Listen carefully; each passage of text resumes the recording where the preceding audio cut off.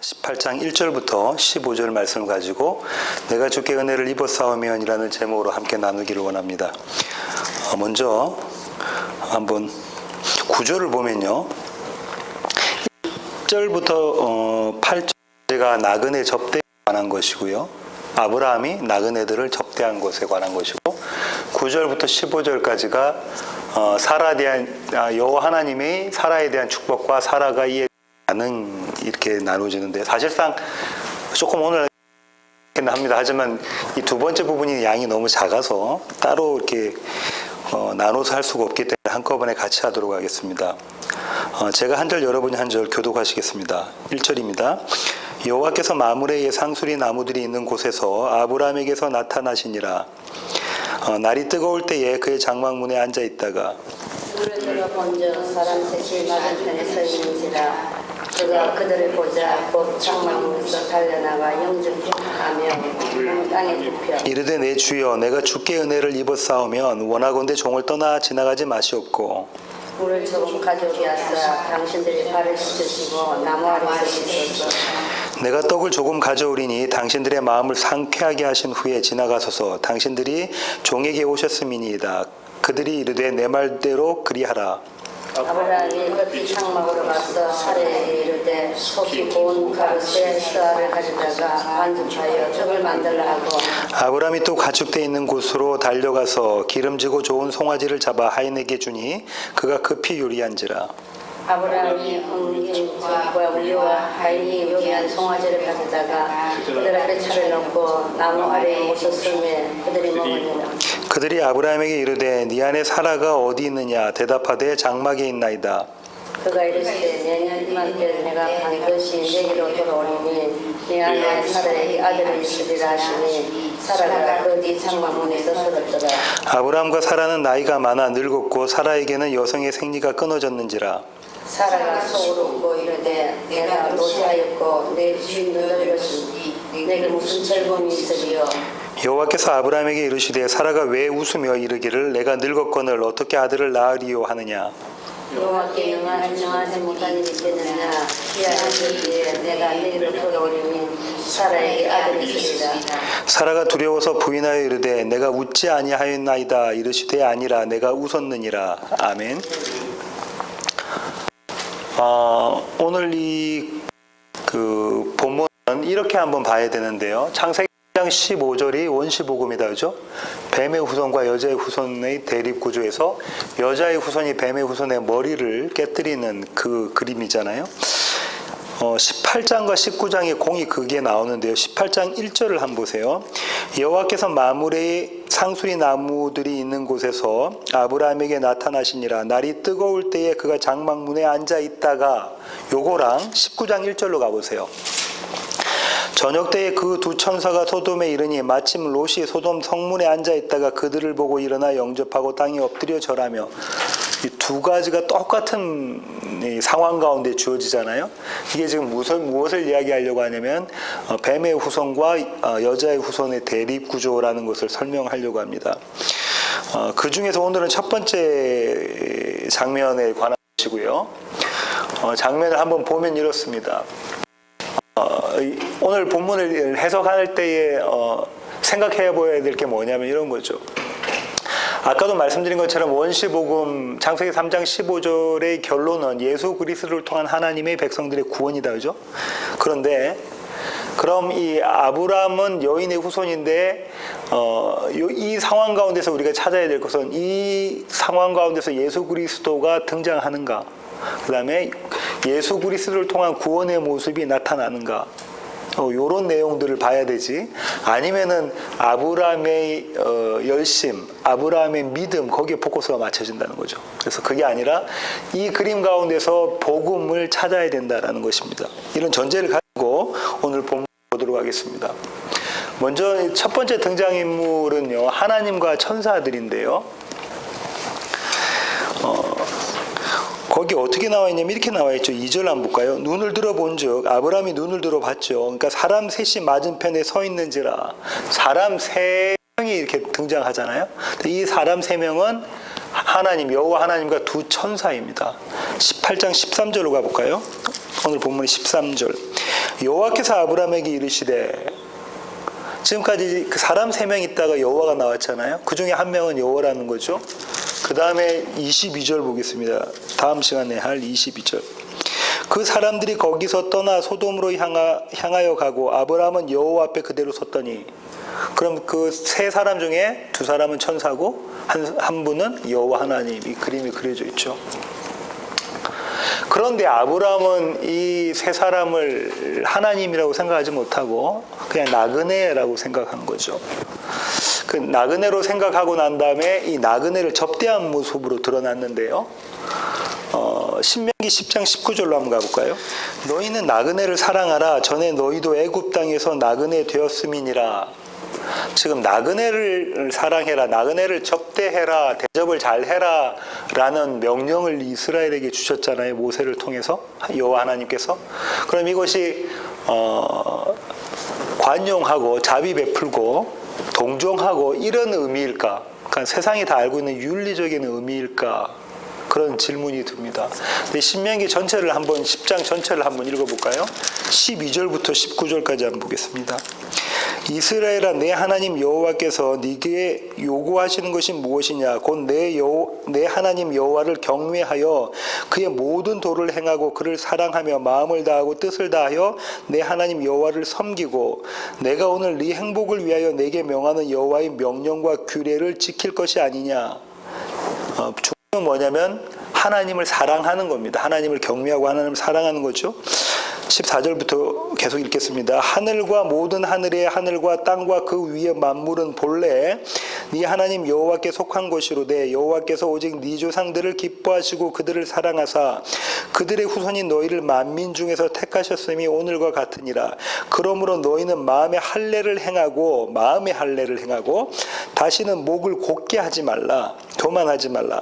너희의 하나님 여호와는 신 가운데 신이시며 주 가운데 주시오 크고 능하시며 두려우신 하나님이시라. 사람을 외모로 보지 아니하시며 뇌물을 받지 아니하시고 고아와 과부를 위하여 정의를 행하시며 나그네를 사랑하여 그에게 떡과 옷을 주시나니 하면서 그 다음에 19절이 나온 거예요. 하나님을 너희는 사랑하라 하면서 이 하나님이 어떤 분이시다라는 걸 설명하는 게 뭡니까?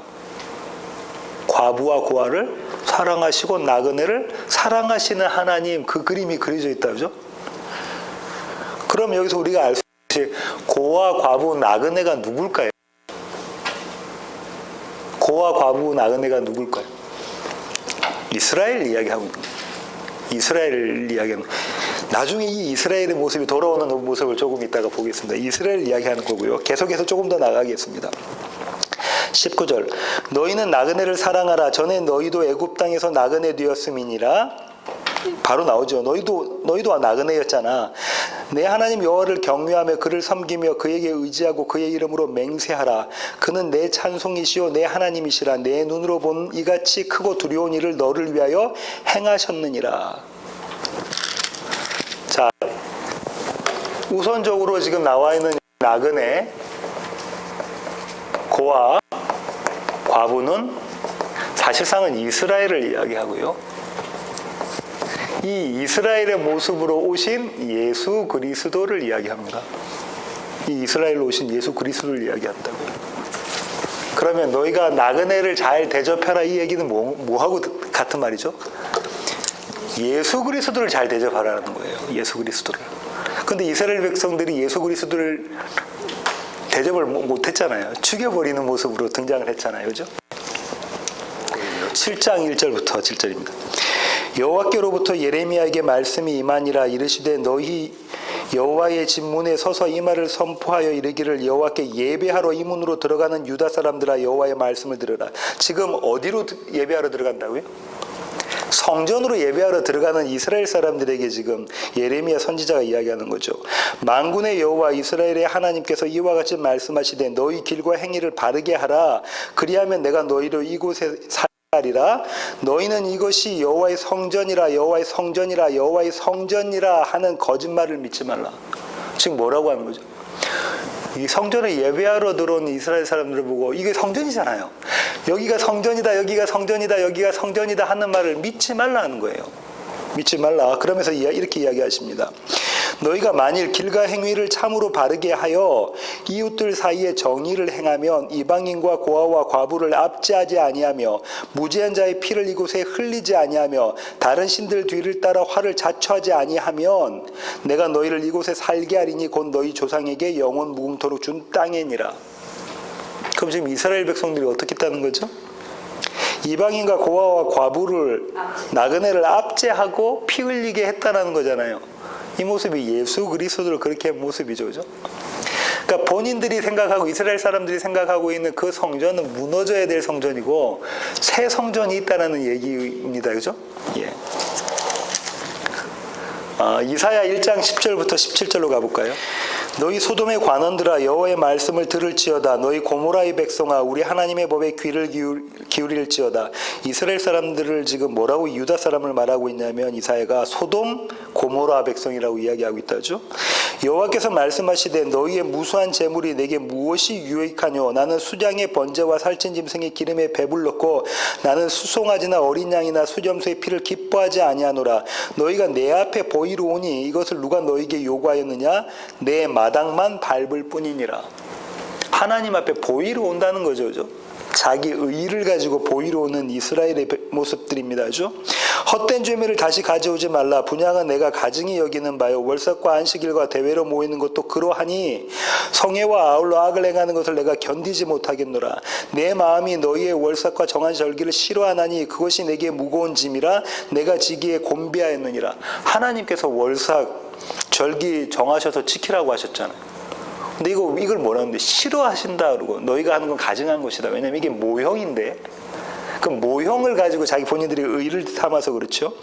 너희가 손을 펼 때에 내가 내 눈을 너희에게서 가리고 너희가 많이 기도할지라도 내가 듣지 아니하리니 이는 너희의 손에 피가 가득함이라.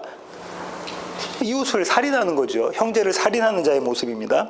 너희는 스스로 씻으며 스스로 깨끗하게 하여 내 목전에서 너희 악한 행실을 버리며 행악을 그치고 선행을 배우며 정의를 구하며 학대받는 자를 도와주며 고아를 위하여 신원하며 과부를 위하여 변호하라 하셨느니라. 다시 고아와 과부, 학대받는 자, 나그네, 이방인 이런 모습들이 그림이 등장한다. 이들을 섬겨라, 이들을 사랑해라 이렇게 이야기하고 있는 거예요. 주님 뭐라고 말씀하시는가? 마태복음을 가겠습니다. 마태복음 8장입니다. 마태복음 8장 19절부터 20절입니다. 한 서기관이 나와 예수께 아뢰되 선생님이여 어디로 가시든지 저는 따르리이다. 예수께서 이르시되 여우도 굴이 있고 공중에서도 거처가 있으되 인자는 머리 둘 곳이 없다 하시더라. 주님께서 지금 뭐라고 말씀하시냐면 머리 둘 곳이 없다 이렇게 이야기해요. 서기관이 왔어요. 한 서기관이 와서 이분이 정말 메시아 같은 거죠. 예수님을 보고. 그래서 예수님, 예수님이 가는 곳 어디든지 제가 따르겠습니다 하니까 주님이 하신 대답이 이거죠. 새도 머리 둘 곳도 있고 여우도 머리 둘 곳인데 인자는 머리 둘 곳이 없다. 표면적으로는 어떤 이야기인가요?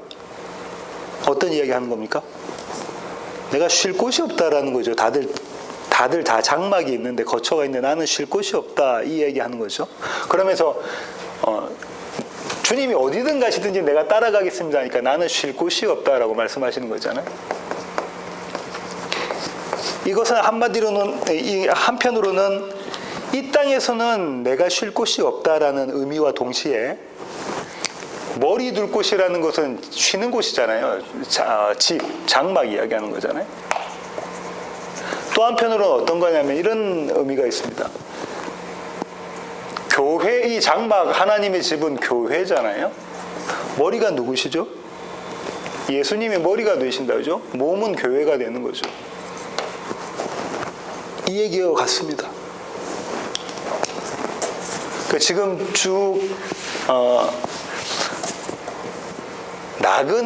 아브라함이 나그네를 대접하고 접대한 그 모습 가운데서 지금 창세기에서 이야기하고 싶은 것은 이 나그네로 오신 예수 그리스도를 섬기지 않는 이스라엘의 모습과 이것을 섬기는 아브라함의 모습을 이야기를 하려고 하는 거예요. 나중에 그 롯의 경우와 지금 아브라함의 경우를 대조하면서 그런 것이죠. 여기까지만 보고 또 넘어가겠습니다. 두 번째 등장인물은 아브라함인데요. 아브라함이 있었던 곳이 마물의 상수리 나무들이 있는 곳에 있습니다. 13장 18절로 가볼까요? 창세기 13장 18절. 이에 아브라함이 장막을 옮겨 헤브론에 있는 마물이 상수리 수풀에 이르러 거주하며 거기서 여호와를 위하여 제단을 쌓았더라. 마물의 상수리 나무가 등장하는 곳곳마다 아브라함이 했던 행위가 뭐죠? 제단을 쌓고 예배드리는 곳이다. 원래 어떤 자리였습니까? 모래 상수리 나무. 예, 그 성황당 나무 같은 곳이었죠. 그걸 우상 섬기는 그 자리가 이제 예배의 자리로 바뀌어진 모습이잖아요. 이 나무들이 있는 곳에서 날이 뜨거울 때에 팔레스타인은 정오가 한 150도 정도 된다고 그래요. 그러니까 얼마나 뜨겁겠어요, 그죠? 이 날이 뜨거울 때에는 밤과 대조가 되고요. 또 한편으로는 예수님 당시에 수가성 사마리아 여인이 한낮에 물길로 오는 장면과 그림이 또 연상이 될 수가 있다, 그죠? 무언가 의미하는 게 있습니다, 그죠? 아브라함이 날이 뜨거울 때에 장막 문에 앉아 있다가, 근데 중요한 건 여기서 장막이라는 단어고요. 장막. 장막이라는 것은 텐트가 또 움직여서 텐트 걷고 하는 거죠. 뭘 얘기하는 겁니까? 나그네 삶을 의미하는 것이다, 그죠? 나중에 롯을 보면 거긴 장막이 아니고요. 성읍으로 나옵니다. 돌로 쌓은 성읍인 거죠. 장막과 대조가 되는 거죠. 나그네 삶을 살고 있는 아브라함이 나그네를 대접하는 그림인 거예요. 아까 그림과 연관시켜보면 교회가 예수님을 대접하는 모습, 그 모습이다, 그죠? 예. 그 다음에 이제 아브라함의 행동을 한번 볼게요. 이 아브라함이 어떻게 했냐면 곧 달려가서 영접하여 몸을 땅에 굽히는 모습입니다. 그죠? 바로 달려가는 모습인 거죠. 그 다음에 이런 이야기를 하죠. 내가 주께 은혜를 입었사오면, 이거는 이제 두 가지의 견해가 있는데, 첫 번째 견해는 이런 겁니다. 나그네들이잖아요. 하나님인 줄 모른단 말이죠, 아브라함이. 그러니까 내가 당신들에게 좋은 사람으로 비춰지면 내 말을 좀 들어주세요라는 거죠. 이렇게 표현한 게 창세기 30장에 나옵니다. 30장 27절로 가볼까요? 라반이 그의 조카 야곱에게 이야기하는 거죠. 라반이 그에게 이르되 여호와께서 너로 말미암아 내게 복 주신 것을 내가 깨달았노니 네가 나를 사랑스럽게 여기거든. 똑같은 표현이거든요. 그대로 있으라. 네가 나를 좋은 사람으로 생각하면 그대로 있으라. 그러니까 이런 거죠. 내가 주께 은혜를 입었사오면은 내가 좋은 사람으로 보이면, 들한테 아브라함이 지금 그러는 거예요. 당신들이 보기에 내가 좋은 사람으로 보이면 여기 앉아서 제가 음식도 가져오고 쉬게끔 해드릴 테니 그렇게 하십시오라는 얘기죠. 근데 좀 더 그 이면적으로 신학적인으로 들어가면 이렇게 볼 수가 있습니다. 이것은 은혜 모습이다, 이렇게 볼 수가 있는 것이죠. 출애굽기 33장 13절로 가겠습니다. 내가 참으로 주의 목전에 은총을 입었사오면, 같은 구절이거든요. 원하건대 주의 길을 내게 보이사 내게 주를 알리시고 나로 주의 목전에 은총을 입게 하시며 이 족속을 주의 백성으로 여기소서. 지금 모세가 여호와 하나님께 이야기를 하고 있는 장면입니다. 이 앞에 뭘 했냐면 이스라엘 백성들이 황금 송아지 만들어 가지고 하나님을 거부하는, 우상을 섬기는 모습이 있었거든요. 이 다음에 이제 가나안으로 들어가라 하니까는 지금 모세가 하나님께 이렇게 이야기하시는 거죠. 이야기하는 거죠. 내가 주의 목전에 은총을 입었사오면 이렇게 해주십시오. 그때 14절 보면 여호와께서 이르시되 내가 친히 가리라. 그럼 이게 무슨 말이냐면 은혜를 입었다라는 것은 뭐예요? 내가 친히 너와 함께 하겠다. 내가 친히 가리다. 이 그림이 그려져 있는 겁니다. 내가 친히 가리다. 사사기 6장 17절로 가볼까요? 기드온이 그에게 대답하되 만일 내가 주께 은혜를 얻었사오면 나와 말씀하시니까 주 되시는 표정을 내게 보이소서. 이것도 이제 내가 주께 은혜를 입었사오면 나오잖아요. 그러면 지금 여호와의 사자가 와 있는데 여호와의 사자인 줄 잘 모르죠. 그러니까 만약에 당신이 주라는 표정을 내게 보여주세요 하고 난 다음에 기도는 이렇게 이야기하죠. 내가 예물을 가지고 다시 주께로 와서 그것을 주 앞에 드리기까지 이곳을 떠나지 마십시오. 그러니까 네가 그렇게 해라 라고 말씀을 하시고요. 기도원이 가서 염소 새끼 하나를 준비하고 가루 한 에바로 무교병 만들고 염소 새끼, 양 새끼, 무교병 의미가 있는 이야기다죠. 그런 것들을 다 하고 난 다음에 하나님 앞에, 하나님의 사자 앞에 옵니다. 그러니까 하나님의 사자가 불로 그것들을 태우는 모습이 그림이 그려져 있잖아요. 22절 보시면 기드온이 그가 여호와의 사자인 줄 알고 이르되 슬프도소이다 주 여호와여 내가 여호와의 사자를 대면하여 보았나이다 하니. 왜 슬프죠? 이제 여호와의 사자를 봐서 내가 죽었다라는 거잖아요. 그죠? 그때 주님께서 말씀하시죠. 여호와께서 그에게 이르시되 너는 안심하라 두려워하지 말라 죽지 아니하리라 하시니라. 기드온이 여호와를 위하여 거기서 제단을 쌓고 그것을 여호와 샬롬이라 하였더라. 여기서 여호와 샬롬 얘기가 나오는 거죠. 하나님과 평강이 있는. 이 를 입다라는 것은 그럼 신학적인 의미를 가진 거죠. 아브라함은 나그네들에게 내가 좋은 사람으로 모이면 내가 당신들 접대하게 대접하게 해주세요라고 이야기했지만 신학적으로는 이런 의미를 가지고 있다는 겁니다. 그러면서 아브라함이 이렇게 이야기죠. 종을 떠나 그냥 지나가지 마십시오. 그렇게 붙잡고 있는 모습의 그림이 그려져 있다 그죠? 그리고 당신들의 발을 내가 씻기겠습니다. 왜냐면은 팔레스타인 거기는 먼지가 나서 샌들 같은 거 신고 다니잖아요. 그럼 발에 막 먼지가 끼어 있고 땀도 나고 그랬을 거니까 내가 발을 씻기겠습니다. 이 장면이 예수님 당시에 또 등장합니다. 누가복음으로 가겠습니다. 누가복음 7장입니다. 누가복음 7장 44절부터 46절 볼까요? 그 여자를 돌아보시며 시몬에게 이르시되, 이 시몬은 바리새인 중에 한 사람이죠. 이 여자를 보느냐, 내가 네 집에 들어올 때 너는 내게 발 씻을 물도 주지 아니하였으되 이 여자는 눈물로 내 발을 적시고 그 머리털로 닦았으며 너는 내게 입맞추지 아니하였으되 그는 내가 들어올 때부터 내 발에 입맞추기를 그치지 아니하였으며 너는 내 머리에 감람류도 붓지 아니하였으되 그는 향유를 내 발에 부었느니라. 이러므로 내가 내게 말하노니 그의 많은 죄가 사하여졌도다. 이는 그의 사랑함이 많음이라. 사함을 받은 일이 적은 자는 적게 사랑하느니라. 이건 적다 많다의 의미가 아니고요. 어떤 거죠? 내가 죄인인 줄 아는 사람만이 예수 그리스도를 사랑할 수 있다라는 이야기를 하네요. 그런 자만이 예수 그리스도의 발을 씻기고 발에 입 맞추고 하는 그림이 그려져 있다 그죠? 그럼 아브라함이 이 나그네들의 발을 씻기고 하는 그림에서 이 그림이 연상이 되어지죠. 무언가 아브라함은 하고 있는데 이 가운데서 무엇을 의미하고 있냐면 하나님의 은혜로 구원하심에 대한 그림이 여기에 담겨져 있는 것이죠. 계속해서 아브라함의 행동을 보도록 하겠습니다. 아브라함이 이렇게 하죠. 급히 달려가서 급히 오늘 본문에 보면은 3번 이런 단어들이 나옵니다. 그럼 아브라함의 행동이 아주 긴급한 것이고 아브라함의 행동이 아주 중요한 것이다. 이런 것들을 짐작해서 알 수가 있겠죠. 그 다음에 고운 가루 3쌀을 가져다가 떡을 만들라고 사라에게 이야기하죠. 사무엘상 찾아보진 않겠지만 여기 찾아보시면은 한번 가볼까요? 사무엘상 25장으로 한번 가보겠습니다. 새 수화가 어느 정도 양인가를 한번 보려고 하는데 사무엘상 25장 18절 아비가일이 급히 떡 200덩이와 포도주 2가죽 부대와 잡아서 요리한 양 5마리와 볶은 고식 5세아와 아비가일이 준비한 게 5세아였는데 지금 사라가 준비한 게 3세아다 그죠? 근데 이 5세아 가지고 뭐 다른 음식들도 있었지만 이 5세아 가지고 몇 명을 먹이려고 했냐면요. 13절 보세요. 다윗이 자기 사람들에게 이르되 너희는 각기 칼을 차라 하니 각기 칼을 차며 다윗도 자기 칼을 차고 400명가량은 데리고 올라가고 200명은 소유물 곁에 있게 하니라. 엄청난 많은 사람 먹일 수 있는 양이잖아요. 근데 지금 여기 몇 명이냐면 3사람 아브라함, 사라.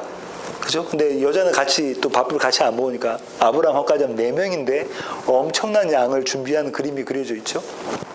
그 다음 보세요. 기름지고 좋은 송아지를 잡습니다. 엉긴 젓, 뭐 치즈일지 요플레일지 모르겠지만 엉긴 젓과 우유와 송아지 요리를 차려놓습니다. 풍성한 식탁을 차려놓고 나무 아래 모셔서서 본인은 시중을 드는 모습, 본인은 같이 먹지 않는 모습이죠. 시중을 들고 있는 웨이터 같은 그런 모습을 하고 있습니다. 무언가 의미하는 게 있단 말이죠. 그죠? 계속 가겠습니다. 이렇게 해서 이제 나그네들이 식사를 하지요. 8절 한번 볼게요. 나무 아래 모셔 섬에 그들이 먹으니라. 그러고 난 다음에 이 3사람 여호와 하나님과 2 천사들이 그 음식을 먹습니다. 그 다음에 이제 장면이 조금 바뀌어서요. 나그네들이 사라에게 축복하는 장면이 나오는데 이렇습니다. 여호와 하나님이 사라에게 이렇게 아브라함에게 이렇게 묻죠. 내 아내 사라가 어디 있느냐? 이때 아무래도 어쩌면 아브라함이 깜짝 놀랐을 수도 있어요. 왜냐하면 본인은 사람인 나그네라고 생각했는데 자기 아내의 이름도 알고 있단 말이죠. 여호와 하나님에 대한 이야기인 거죠, 그죠? 네 안에 사라가 어디 있느냐 이런 것들은 창세기 아담과 하와에게도 하셨고 가인에게도 하셨고 그런 하나님의 하나님 되심을 지금 이야기하고 있는 무언가 하시고 싶은 이야기가 있는 것이죠. 누구 들으라고 하냐면 장막 뒤에 있는 사라를 들으라고 하시는 말씀이셨죠. 그 다음에 이런 이야기가 납니다. 내가 반드시 네게로 돌아오리니 이 얘기가 나오죠. 내가 반드시 내게로 돌아오리니 여기서 반드시라는 단어들은 계속해서 나와요. 하나님의 약속과 관련해서 계속해서 나옵니다. 반드시 계속해서 나오는데요. 대표적인 거 예레미야 31장만 찾아보겠습니다. 예레미야 31장 20절입니다. 에브라임은 나의 사랑하는 아들 기뻐하는 자식이 아니냐. 이스라엘이죠. 에브라임은 이스라엘 유다의 다른 표현입니다. 내가 그를 책망하여 말할 때마다 깊이 생각하노라. 그러므로 그를 위하여 내가 창자가 들끓으니 내가 반드시 그를 불쌍히 여기리라. 내가 반드시 너희들을 데리고 오리라, 찾아오리라 이런 말씀들이 계속해서 나오죠. 이렇게 하시겠다라는 얘기입니다. 주님은 뭐라고 말씀하셨냐면 비유, 세 가지 비유 말씀하시면서 내가 반드시 데리고 오겠다라는 말씀을 하고 계시죠. 그죠? 예. 그러면서 여호와 하나님께서 사라에게 약속을 주시는데 너에게 아들, 씨, 제라, 생명이 있을 것이다 라고 이야기를 하시고요. 그런데 그 하나님의 약속에 대해서 사라가 반응을 보이는데 어떤 반응을 보이는지 믿으죠. 사라가 듣고 속으로 웃습니다. 이것도 히브리어로는 워드 프레이가 있는데 어떤 거냐면 이런 거죠. 듣다는 이스마엘의 이름이 듣다예요. 그죠? 이스마엘의 이름이 16장 11절로 가볼게요. 창세기 16장 11절입니다. 여호와의 사자가 또 그에게 이르되 네가 임신하였은즉 아들을 낳으리니 그 이름을 이스마엘이라 하라. 이는 여호와께서 내 고통을 들으셨음이니라. 이스마엘은 하나님께서 들으신다라는 뜻이거든요.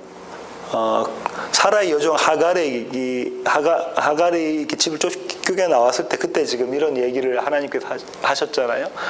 사라가 듣고 이스마엘이 포함됐고 웃고는 지난번 살펴본 것처럼 웃다라는 것이 이삭의 이름이 웃다라는 거잖아요. 이스마엘과 이삭의 그림이 여기 안에 대조적으로 그림이 그려져 있습니다. 사라의 반응 곧 인간의 하나님께 대한 반응인데 약속을 받았을 때의 반응인데요. 사라는 이렇게 이야기합니다. 내게 무슨 즐거움이 있으리요 이렇게 이야기를 하죠. 내게 무슨 즐거움이 있으리요. 그리고 그 이유인 즉슨 이렇죠.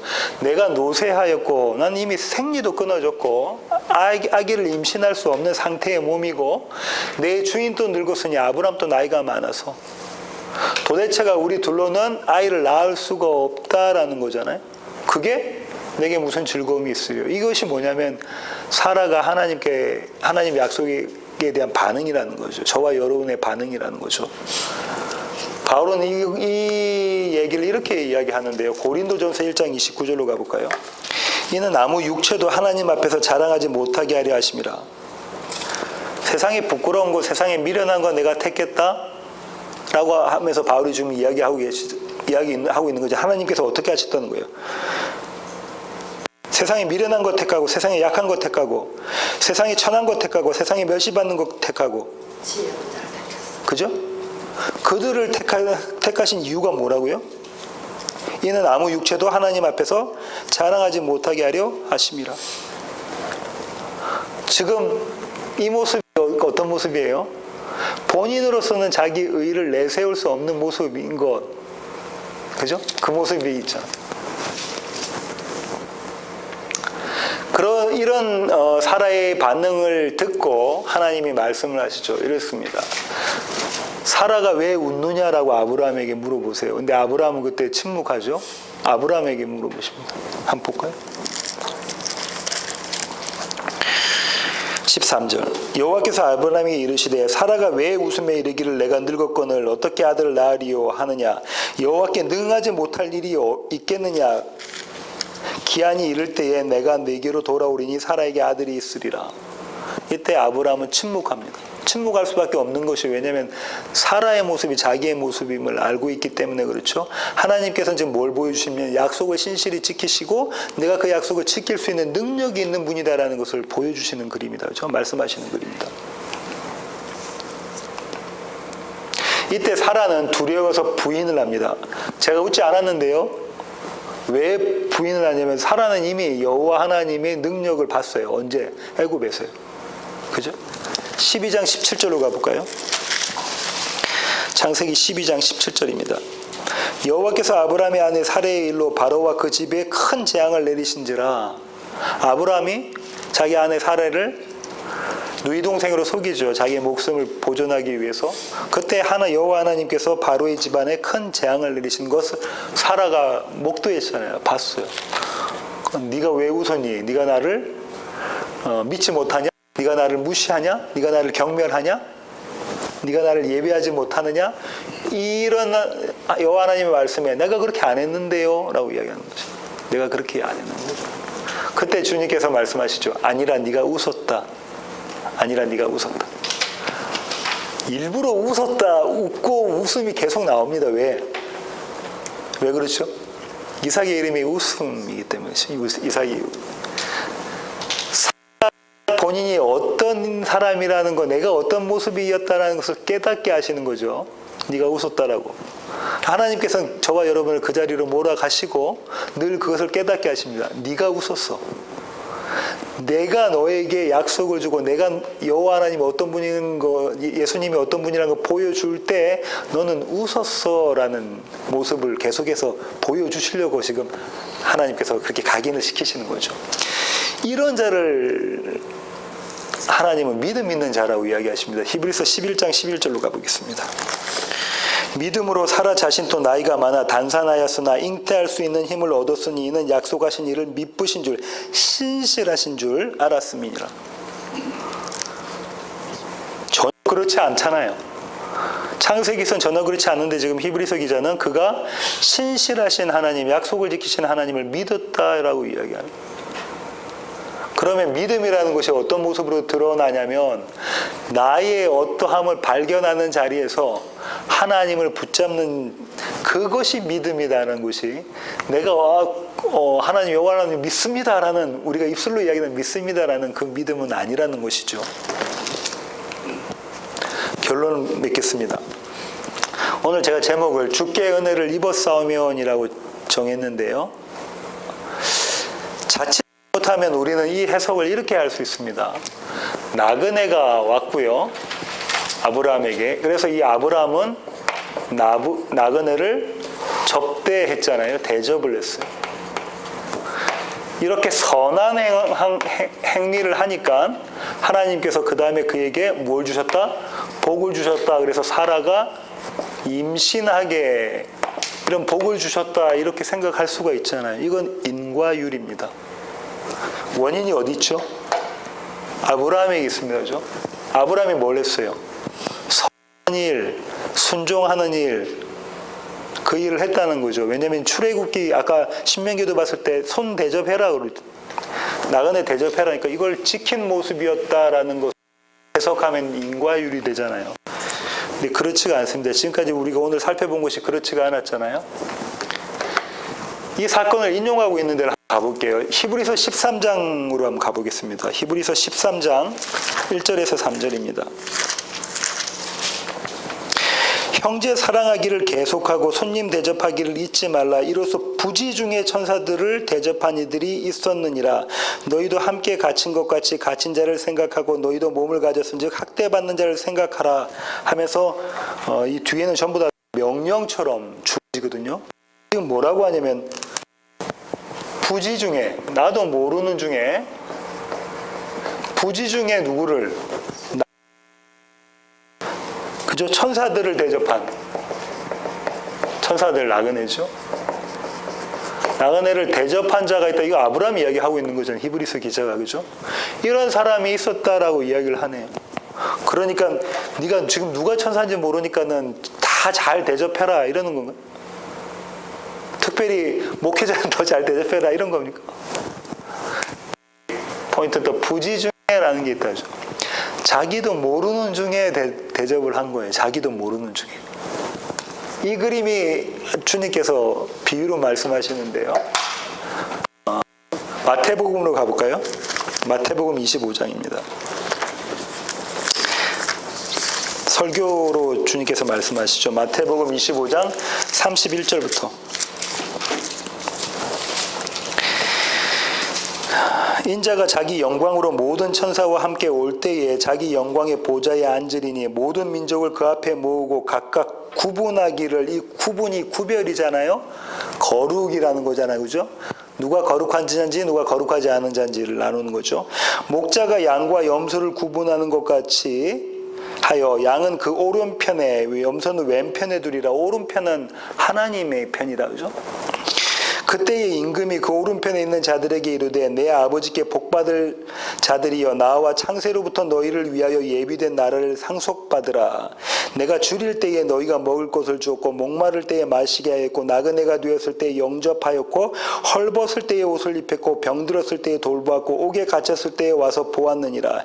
이에 의인들이 대답하여 이르되 주여 우리가 어느 때에 주께서 줄이신 것을 보고 음식을 대접하였으며 목마르신 것을 보고 마시게 하였나이까? 어느 때에 나그네 되신 것을 보고 영접하였으며 헐벗으신 것을 보고 옷 입혔나이까?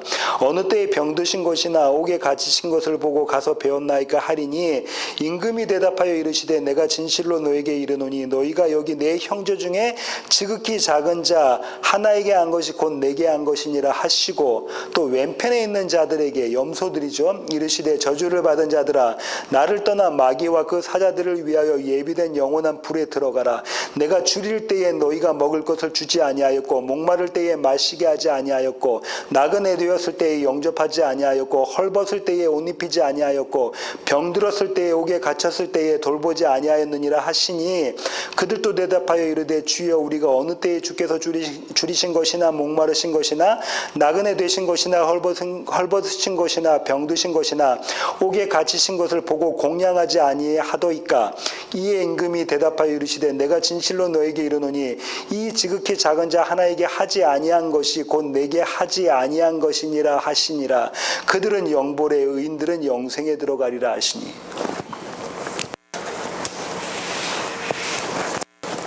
하나님께서 이렇게 말씀하시죠. 임금 대신 하나님에 대한 이야기가 나오고요. 한편은 염소고 한편은 양이라고 하죠. 이 염소는 어떻게 했냐면 대접을 안 했어요. 그죠? 양은 대접을 한 자들이죠. 접대를 한 자들이에요. 근데 염소의 결국은 마지막 절에 뭐라고 해요? 영벌이라고 하고요. 양의 결국은요? 영생이라고 이야기를 하네요. 그러면 자칫 잘못하면 우리가 이 땅에 살면서 다른 사람을 대접하고 사랑하면 천국 가고 그렇지 못하면 지옥 간다라는 결론을 가죠. 이게 가톨릭의 교리죠. 그럼 지금까지 우리가 알고 있었던 복음과는 완전히 딴판이잖아요. 그럴 리가 없잖아요. 그럴 리가 없잖아요. 근데 여기서 지금 뭐라고 하냐면 중요한 키포인트가요. 여기 내 형제 중에 지극히 작은 자라는 게 나오잖아요. 형제 중에. 지극히 작은 자. 나그네 이 자에게 네가 그렇게 했으면 그런 것이다라는 거죠. 아까도 살펴본 것처럼 이 나그네 지극히 작은 자의 모습, 작은 자 중에서 가장 작은 자의 모습을 보신 분이 누구십니까? 예수 그리스도. 그럼 지금 이 얘기하고 있네요. 자, 대접을 하긴 해야 되는데 누구를? 예수 그리스도를 대접해야 된다라는 거다죠. 누구처럼? 아브라함처럼 예수 그리스도를 대접해야 되는 것이죠. 그러면 예수 그리스도를 대접하면 그렇게 된다라는 거죠. 네가 천국 가거나 네가 지옥 가거나 영별 가거나 영생을 얻거나 둘 중에 한 개인데 그거는 예수 그리스도를 그렇게 대접해야 된다라는 것이다죠. 여기서 중요한 것은 이들이 지금 뭐라고 이야기했냐면 부지 중에 내가 모르는 중에 대접했다고 그러는 거잖아요. 내가 모르는 중에 대접했다는 거잖아요. 그러면 여기서 중요한 것은 성도의 자기 인식이 있어야 되는데요. 예레미야 31장으로 가볼까요? 예레미야 31장 7절부터 9절입니다. 여호와께서 이와 같이 말씀하시니라. 너희는 여러 민족의 앞에 서서 야곱을 위하여 기뻐 외치라. 너희는 전파하며 찬양하며 말하라. 여호와여 주의 백성 이스라엘의 남은 자를 구원하소서 하라. 보라, 나는 그들을 북쪽 땅에서 인도하며 땅끝에서부터 모으리라. 그들 중에는 어떤 사람들이 있대요? 맹인과 다리 저는 사람과 잉태한 여인과 해산하는 여인이 함께 있으며 큰 무리를 이루어 이곳으로 돌아오리라. 이들은 돌아올 수 있는 자입니까? 북쪽 땅에서 이스라엘 남유다로 돌아올 수 있는 자냐고요. 포로에서 돌아올 수 있는 어떤 자들이래요? 앞이 안 보이는 자고, 다리를 저는 자고, 잉태해서 막 해산하려고 하는 자고, 이런 자는 자기 힘으로 올 수 없는 자잖아요. 누군가의 도움을 반드시 받아서 오는 그림에 그려졌잖아요. 이 자들이 그렇다는 거예요. 9절 볼까요? 그들이 울며 돌아오리니 나의 인도함을 받고 간구할 때 내가 그들을 넘어지지 아니하고 물 있는 계곡의 곧은 길로 가게 하리라. 나는 이스라엘의 아버지요 에브라임은 나의 장자니라. 내 아들이다. 어떻게 하신다요? 하나님이 인도해서 그들이 넘어지지 않고 자빠지지 않게 해주시겠다라고 이야기하고 계시네요. 그러면 이스라엘은 어떤 자라는 거예요? 자기들이 나그네고, 자기들이 과부고, 자기들이 고하고, 다리 저는 자고, 임신한 자고, 해산할 자고, 그런 모습으로 자기를 인식하는 자는 누가 그렇게 인식하게 만들어주는 겁니까? 원래 먼저 처음에 그 길을 걸으셨던 예수 그리스도가 나를 통해서 나와 연합함으로 내가 어떠한 자를 깨닫고 그렇게 자기 인식을 하는 자가 할 수 있는 행위가 뭐냐면 마태복음에서 나왔던 이 행위. 그런 행위라는 거예요. 이해가 되십니까? 야고보서 2장 8절로 가볼까요? 야고보서 2장 8절입니다. 너희가 만일 성경에 기록된 대로 내 이웃 사랑하기를 내 몸과 같이 하라 하신 최고의 법을 지키면 잘하는 것이거니와. 이웃 사랑을 어떻게 하라고 그래요? 이웃 사랑을 해야 돼. 이웃 사랑 안에 다 들어가 있다고 그랬잖아요. 이제 하나님 사랑, 이웃 사랑인데 이거 서로 사랑이라는 거잖아요. 근데 어떻게 하라고 좀 야고보 사도가 이야기하냐면 내 몸처럼 해 그랬네요. 그죠? 내 몸처럼.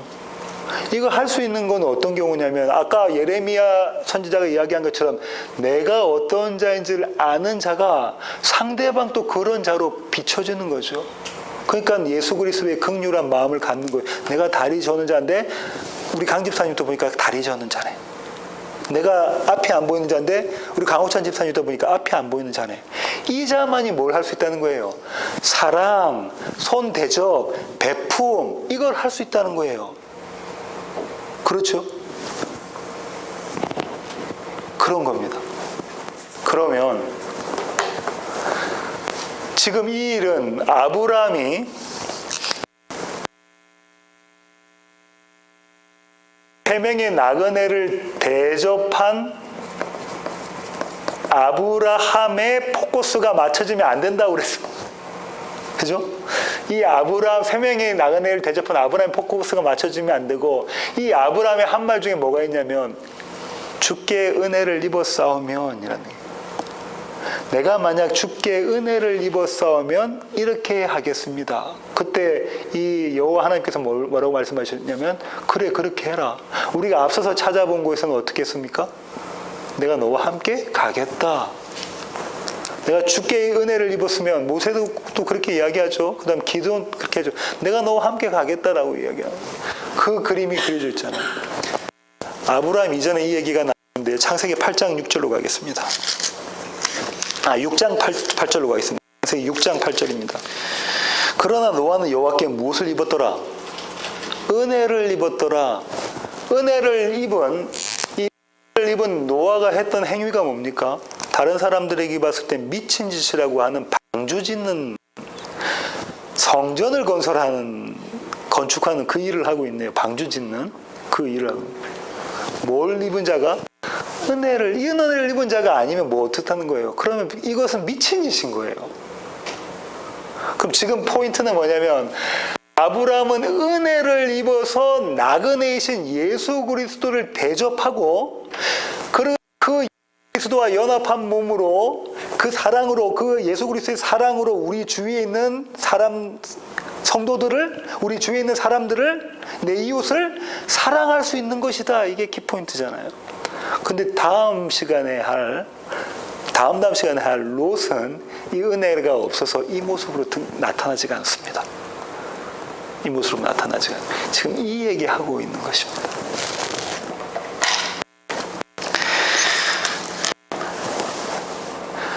아까 말씀드린 것처럼 아브라함의 믿음의 포커스를 맞추면 안 되고요. 인과일로 보시면 안 되고 오직 은혜로 하나님께서 이 은혜를 입은 자만이 나그네이신 예수 그리스도를 대접할 수가 있고 또 우리 주위에 있는 이웃을 예수 그리스도 사랑으로 대접할 수 있는 것입니다. 오늘은 이 은혜 입은 자들이 하나님께 은혜로 찬양 돌리고 예배드리는 시간을 갖도록 하겠습니다. 기도하시겠습니다. 하나님 아버지 감사합니다. 하나님, 우리가 늘 무엇을 할 수 있다고 생각하지만 그래서 그 결과를 우리의 의로 또 우리의 자랑으로 삼지만 하나님 오늘 말씀을 보니 그것이 그런 것이 아님을 깨닫습니다. 오직 하나님의 은혜만으로 하나님께서 원하시는 모습으로 나그네이신 예수 그리스도를 대접할 수가 있으며 또 우리의 주위에 있는 이웃을 사랑할 수 있음을 깨닫습니다. 그러니 아브라함이 그렇게 구했던 것처럼 우리가 하나님의 은혜를 구하기를 원합니다. 주님, 제가 주님께 은혜를 입었다면이라는 그 기도가 우리의 기도 되게 하여 주시옵소서. 감사드리며 예수님의 귀하신 이름으로 기도합니다. 아멘.